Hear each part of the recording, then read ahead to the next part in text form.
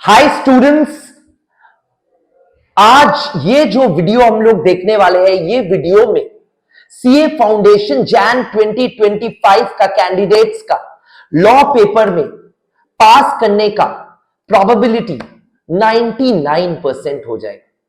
You have a 99% chance to pass your law paper in CA Foundation Jan 2025। ये video देखने के बाद, और ये गारंटी है क्योंकि हम लोग ये वीडियो में नेक्स्ट 9 to 10 मिनट्स में चीट शीट प्रोवाइड करने वाले हैं। सर ये तो गलत अनएथिकल चीज है। हाँ, बिल्कुल अनएथिकल चीज है अगर मैं पेपर लीक कर रहा हूं, बट पेपर लीक नहीं हो रहा है। मैं प्रेडिक्शन कर रहा हूं और गारंटी के साथ प्रेडिक्शन कर रहा हूं कि पेपर मिलने वाला है और कुछ सवाल फंसने वाला है, क्योंकि ये मेहनत हम लोग किए हैं, रिसर्च किए हैं, जो रिसर्च एज ए स्टूडेंट आप भी कर सकते हो।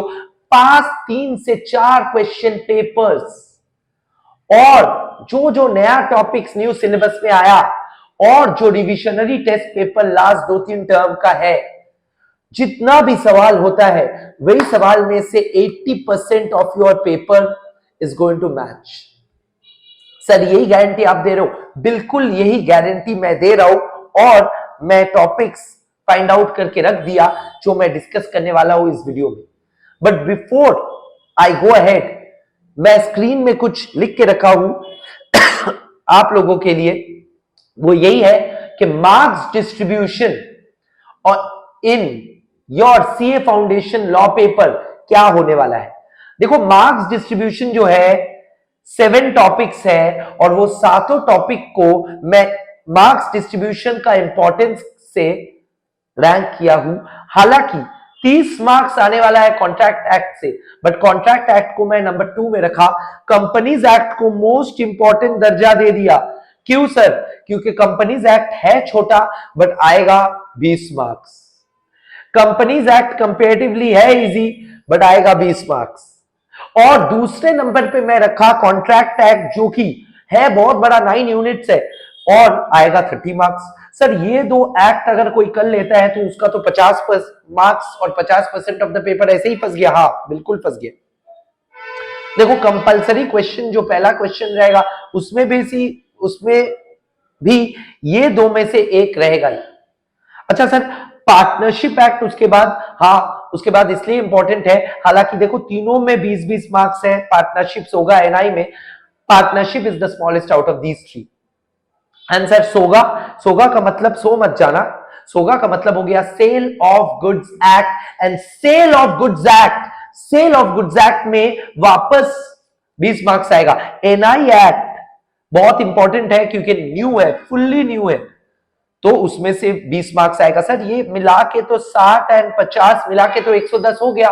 पेपर तो 100 मार्क्स का है। पेपर 100 मार्क्स का नहीं है बच्चा, पेपर 120 मार्क्स का है। 6 क्वेश्चंस ऑफ 20 मार्क्स ईच। उसमें से question number 1 is 20 marks compulsory and the remaining 5 questions you have to write. No, remaining 4 questions you have to write out of the remaining 5 questions. ठीक है, सो वो optional. Time management में एक skill बता देता हूं, यानी कि पहला 15 मिनट जो दिया जाएगा आपको सवाल पढ़ने के लिए सब्जेक्टिव पेपर में, यानी कि लॉ एंड अकाउंट्स में दिया जाएगा, और लॉ में वो पहला 15 मिनट में ऐसा सोचो कि 6 क्वेश्चन में से कौन सा 5 आंसर करना है वो चुनना है। नहीं सर, क्वेश्चन 1 तो कंपलसरी है, यानी कि क्वेश्चन 2 से क्वेश्चन 6 के अंदर 5 में से कौन सा 4 क्वेश्चंस आपको लिखना है वो सिलेक्ट कर लेना। First 15 minutes do not waste your time on question reading question 1, because question 1 तो ऐसे भी करना है वैसे भी करना है। सर आप अभी बताइए कौन कौन सा सवाल और कौन कौन सा टॉपिक मोस्ट इंपॉर्टेंट पेपर में इस बार फंसने वाला है, वही तो रखा हुआ गई, वही देखेंगे अभी। ओके सर दिखाइए।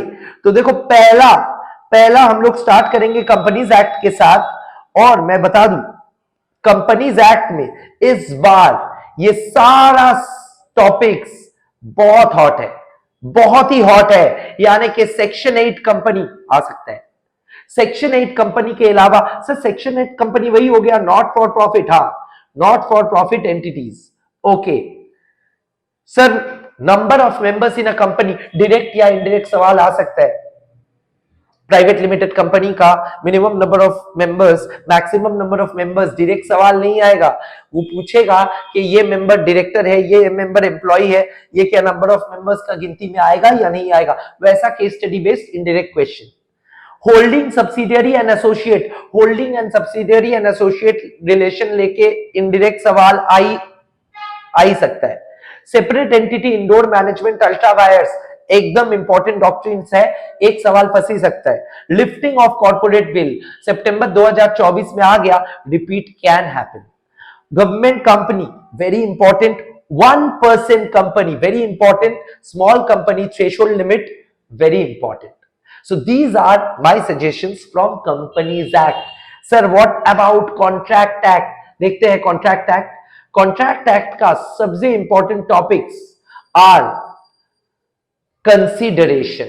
Consideration जो कि Unit 2 में है, पूरा consideration बहुत important है, यानी कि no consideration, no contract, इसका exceptions and sued by third party, इसका एक्सेप्शंस, ये दोनों with the definition of consideration is very important. Guarantee and surety new topic है, मैं पहली वीडियो का बोल दिया था, new topics are very very important. New topics इतना इंपॉर्टेंट है क्योंकि जो भी एग्जामिनर है, जो भी पेपर सेट करता है, उसको नया टॉपिक से सवाल करने का बहुत मजा आता है, बिकॉज पुराना टॉपिक का पुराना सवाल तो भर के हो चुका है। ठीक है, bailment and pledge once again a new topic, agency new topic, इसलिए ये तीनों बहुत इंपॉर्टेंट है। तीनों में से दो तो टॉपिक आ ही जाएगा।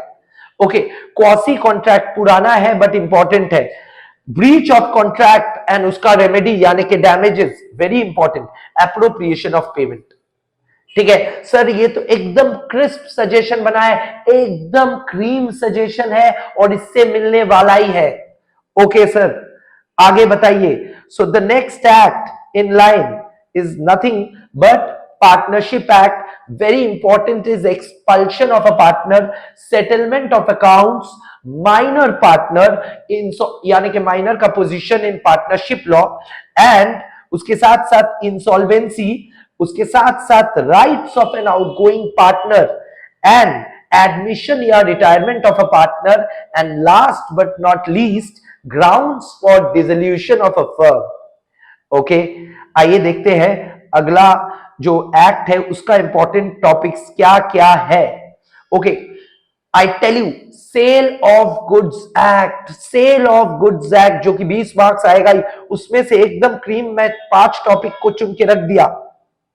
देखो, rights of a buyer against seller, अगर सेलर ने ब्रीच किया तो rights of buyer against seller क्या होगा। ऑक्शन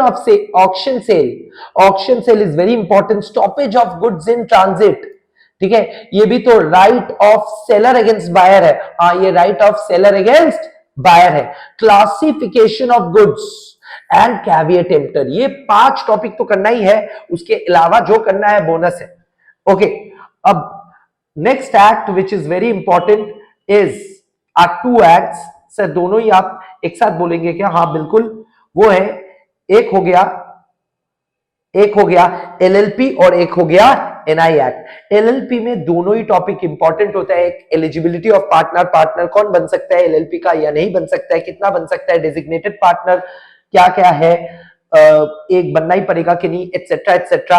एंड दूसरा हो गया रजिस्ट्रेशन ऑफ एलएलपी। ये 2 इंपॉर्टेंट है। पूरा एक्ट छोटा है, 6 मार्क्स आने वाला है और 6 to 10 मार्क्स पकड़ के चलो, और फुल इजी रिवॉर्ड है, छोटा टॉपिक है। ओके सर, एनआई एक्ट बिल्कुल न्यू है सीए फाउंडेशन लॉ वालों के लिए। सेक्शन 138 यानी कि निगोशिएबल इंस्ट्रूमेंट या चेक अगर डिसऑनर हो जाता है तो क्या राइट्स है सेक्शन 138 के तहत। क्रिमिनल ऑफेंस है, मैं बता दूं। इनकोएट इंस्ट्रूमेंट्स, इनकम्प्लीट और ambiguous instruments, dishonor of promissory note and checks, very important, and rights of the parties in a negotiable instrument. All these are the most important topics for CA foundation Jain 2025 और इससे मिलने ही वाला है इसका complete list. मतलब ये तो मैं थोड़ा सजेशन कर दिया, इसका कंप्लीट लिस्ट मिलने के लिए डिस्क्रिप्शन बॉक्स देखिए। We will share a link to WhatsApp group and we will share some relevant links where from you can get the complete suggestion.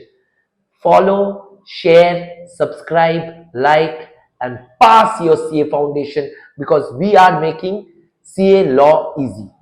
Thank you.